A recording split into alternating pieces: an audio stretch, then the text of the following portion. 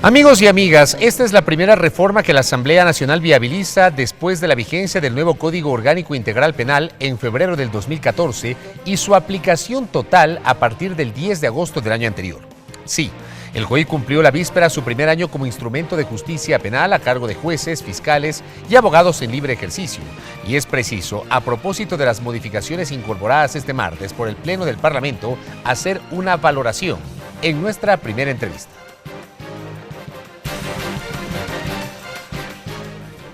Gina Godoy, abogada, activista por los derechos de la mujer, ex asambleísta constituyente, asambleísta de Alianza País por Guayas, integrante de la Comisión de Justicia.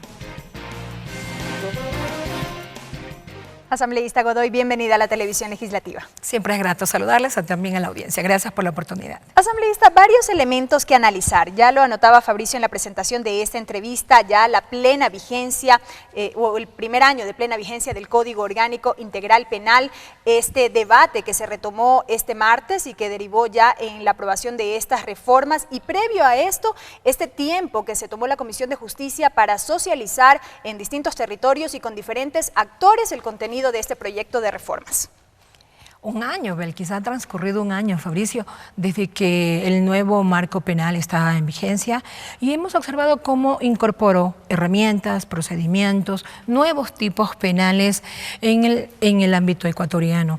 Y si bien algunos nos han permitido identificar que han sido mucho más eficaces, mucho más eficientes, mucho más claras las conductas penales, hay algunos otros que nos tienen todavía alerta y muy atentos, porque sobre todo han surgido preocupaciones desde la sociedad, desde la Administración de Justicia. Una preocupación muy grande, por ejemplo, tiene que ver con la comprensión de que la Asamblea incentiva el consumo de sustancias. La Asamblea elaboró una tabla que permite el consumo. Cuando se determinó, me parece que eso también dice la Constitución, que este es un problema de salud pública y no un problema vinculado a la justicia penal. Completamente de acuerdo, y sobre todo que no queríamos personas padeciendo este tipo de adicciones privadas tras las rejas, tratadas como delincuentes, sino que recordar el compromiso aprobado en la Constitución vigente de que este es un tema de salud pública y como tal tiene que ser atendido.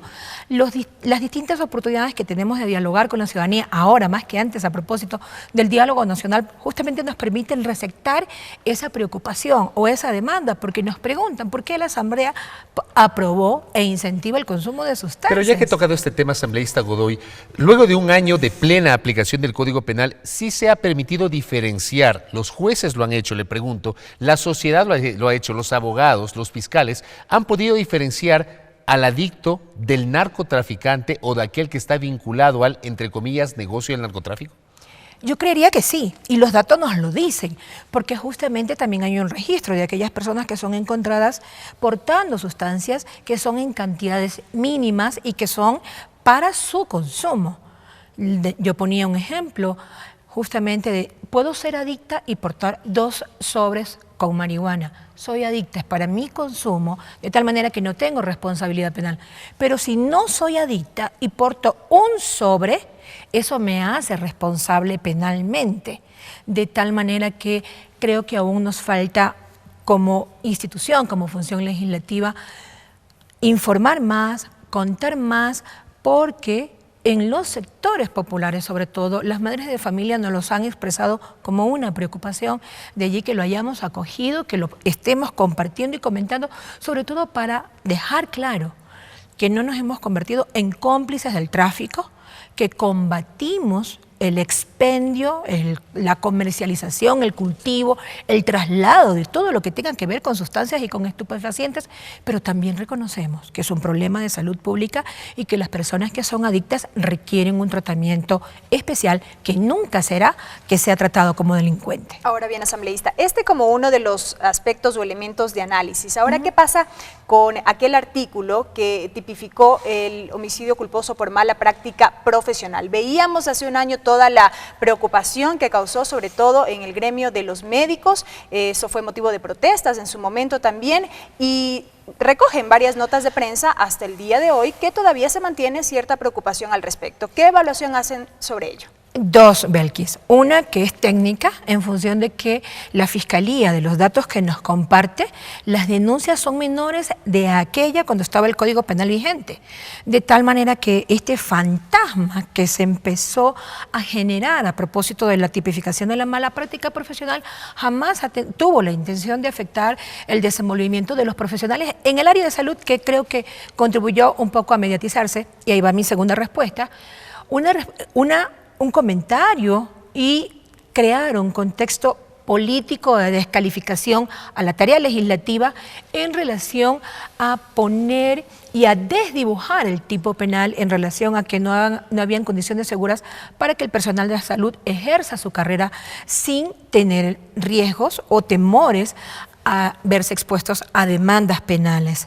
Ahora, pese a estos resultados, vemos a actores políticos del gremio que siguen señalando que se derogue el artículo cuando este es un compromiso del Estado ecuatoriano con la Corte Interamericana de Derechos Humanos, y que queda claro, a propósito del año que ha decurrido, que no se convirtió en un elemento para afectar la gestión de los profesionales de salud, sino que tenemos un tipo penal que tiene algunos elementos que se deben configurar para que amerite el proceso penal, y de allí al final la Administración de Justicia pueda o no señalar si hay o no responsabilidades en el cometimiento de esa infracción. Usted a lo largo del tiempo ha estado vinculada a la lucha por la defensa de los derechos de las mujeres. Lo hizo en su condición de asambleísta constituyente, lo ha hecho en su condición de 2 veces consecutivas legisladora por la provincia del Guayas y además impulsora en la Comisión de Justicia de la tipificación de temas como la violencia intrafamiliar y el femicidio. Sobre esta última figura,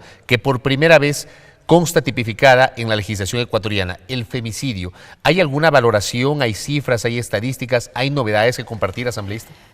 Primero, dibujar realmente en qué condiciones se produce el asesinato de una mujer. No es un asalto, no es una bala perdida, sino que ocurre que se acaba con la vida de ellas en un espacio que debería ser el lugar más seguro, que es el lugar en el que habitamos. Que es su hogar. Que es su hogar, que es el espacio en el que comparte una relación de pareja, y el que se haya tipificado el femicidio visibiliza la vida o las formas en las que la violencia se expresa, con la más dolorosa, que es justamente acabar con la vida de una mujer.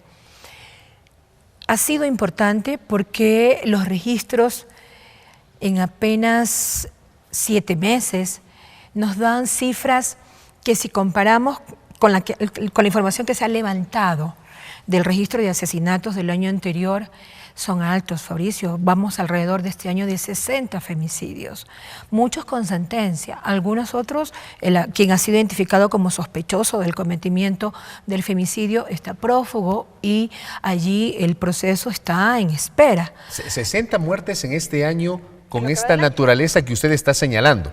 El asesinato de una mujer por cuestiones de odios, por su condición de tal, justamente propiciada por su compañero de vida.